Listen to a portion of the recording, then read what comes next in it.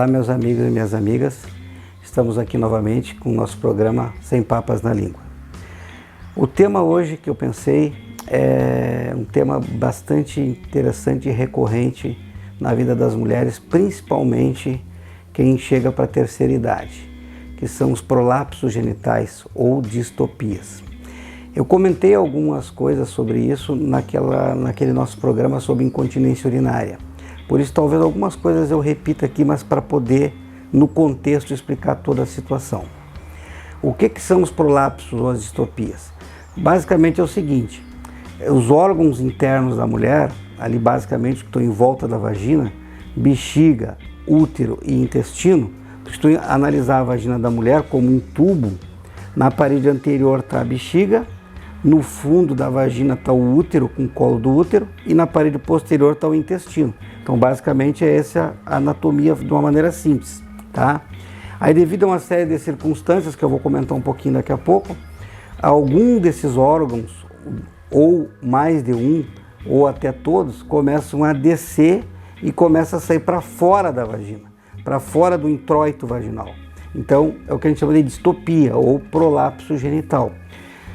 Popularmente, como eu falei naquele tema lá da incontinência urinária, é muito frequente a mulherada assim falar tô com a bexiga caída, porque elas veem algo saindo para fora da vagina. E a primeira coisa que vem é bexiga, independente de ter perda urinária ou não, conforme eu falei naquele outro programa lá da incontinência urinária. Estou falando agora só do prolapso. A incontinência urinária pode estar presente ou não em qualquer uma dessas situações que eu vou começar a falar agora. Mas então, pode ser a bexiga que está saindo para fora? Pode ser a bexiga que está saindo para fora. Mas pode ser o colo do útero que está saindo para fora. Pode ser o colo do útero e o útero inteiro saindo para fora. Pode ser o útero e a bexiga, então são duas coisas. Pode ser o intestino saindo para fora.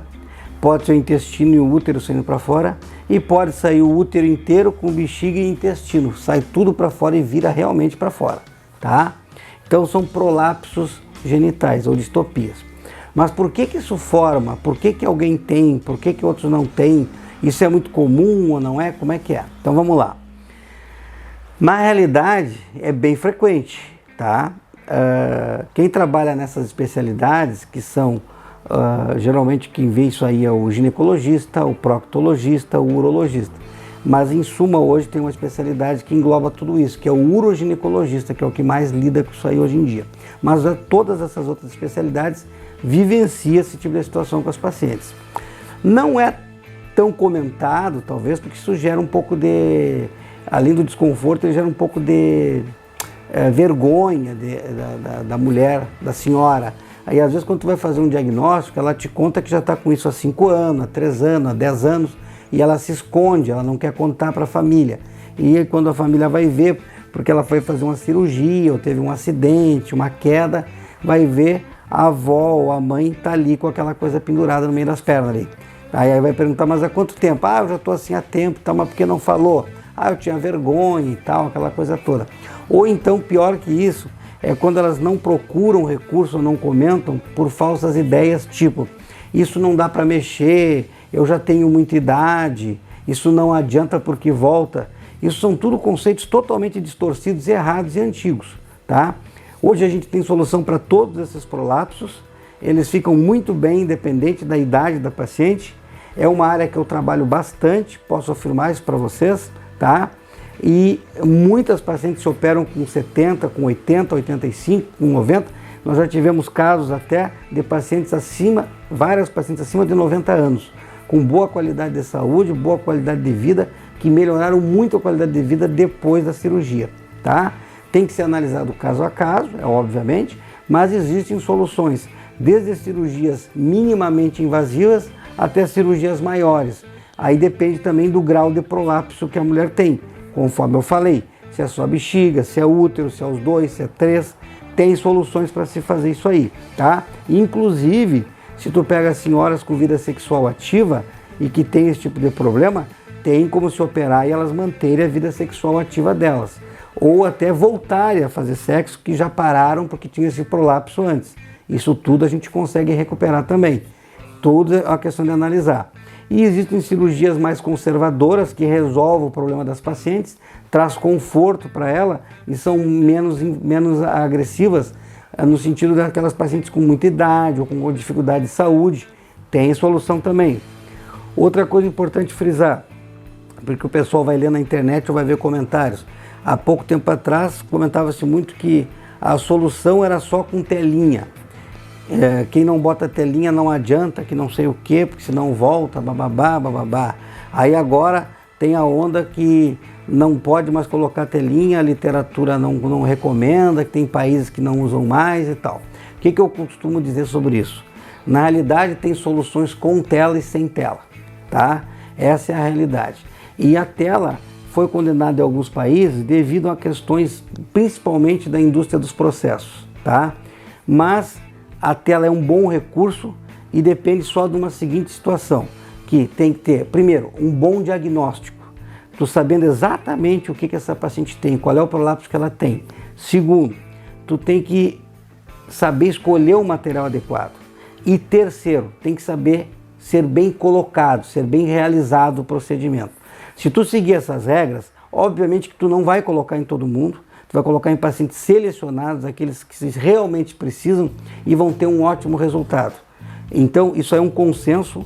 Eu já falei com vários outros uroginecologistas de fora daqui da Santa Cruz, do Rio Grande do Sul e do Brasil, e eles têm a mesma ideia que a gente está comentando aqui. O problema não é as próteses em si, as telas. O problema é que houve um certo exagero nas indicações e algumas questões de má colocação. Então surgiu toda essa polêmica no mundo inteiro e aí vem a questão de processo médico e tal, essa questão toda que a gente está vivenciando hoje, e gerou isso aí que tem países que não permitem mais que se use ou não indicam mais, pelo menos. Então o que eu falo? A gente tem que analisar caso a caso, fazer um bom diagnóstico, escolher um bom material e eu penso que pode ser usado tela em alguns casos sim, tá? Mas casos selecionados. Mas o que eu quero dizer, existe como solucionar sem usar prótese, sem tela, sempre existiu. E a gente continua usando. Até eu diria para vocês, a maior parte dos pacientes a gente faz sem colocar tela nesses prolapsos. Tem como resolver sem. A gente pode analisar e propor para o paciente, pode ser feito assim ou assim, tá? Então não existe uma única conduta.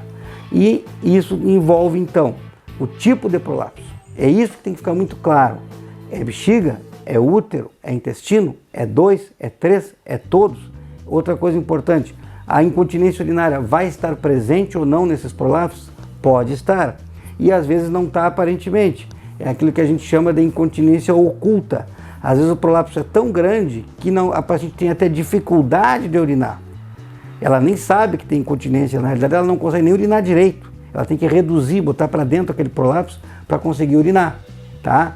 Então, nesses pacientes também é interessante fazer uma boa avaliação e, se possível, um estudo urodinâmico junto, que é para avaliar essa questão urinária, que é fazer o estudo urodinâmico botando para dentro os órgãos direitinho como deveriam e como vão ficar depois da cirurgia e fazer a urodinâmica.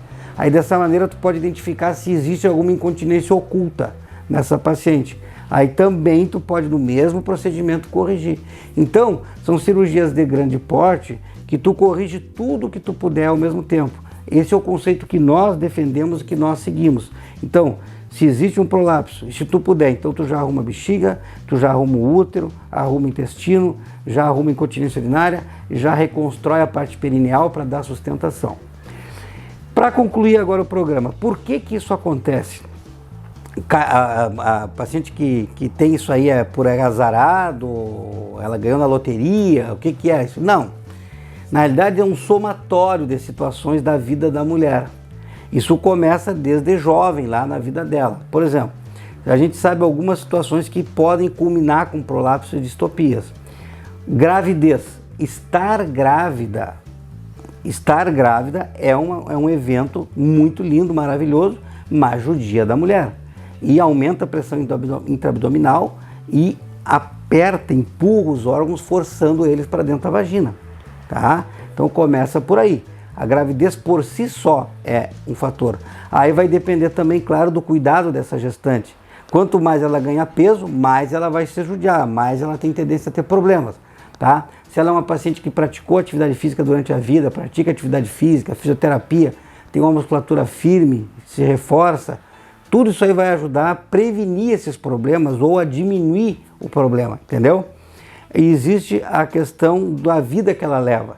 Por exemplo, se é uma mulher que trabalha mais em serviço burocrático, com menos esforço, é uma coisa. Agora tu pega uma trabalhadora rural, que faz muito esforço físico ao longo da vida, ou trabalha de cócoras, fazendo força. Então, força os órgãos para baixo também, vai judiando os ligamentos, as aponeuroses, para que tudo desça. Isso ao longo de anos, vai se somando esses fatores.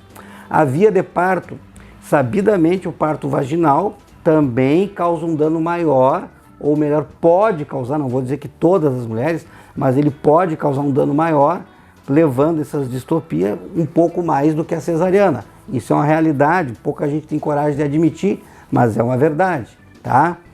A genética da mulher, essas questões dos tecidos, colágeno hoje que está muito em moda, a gente sabe que tem pessoas diferentes com tecidos mais firmes, tecidos mais frágeis.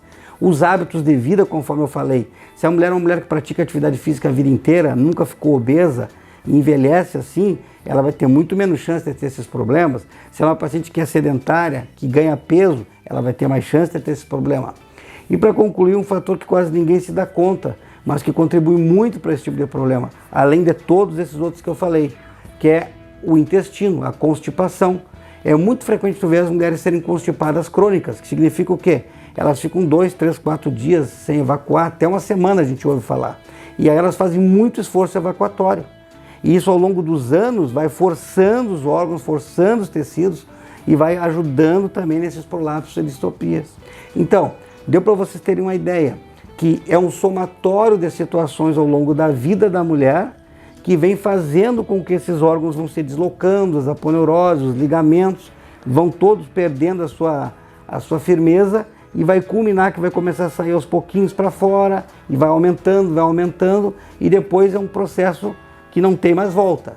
E quanto mais a mulher vai envelhecendo, aí vem a menopausa, flacidez muscular, diminuição dos hormônios e as coisas vão indo.